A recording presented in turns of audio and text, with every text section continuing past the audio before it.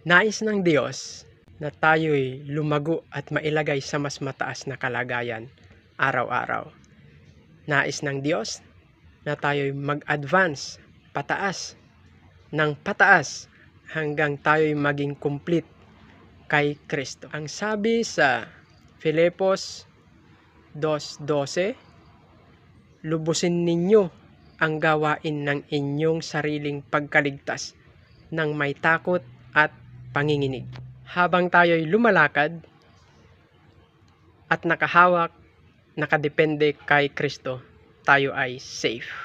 Pero sa oras na tayo'y bumitaw sa Kanya at dumipende sa lakas ng kapwa natin tao, tayo ay nasa danger.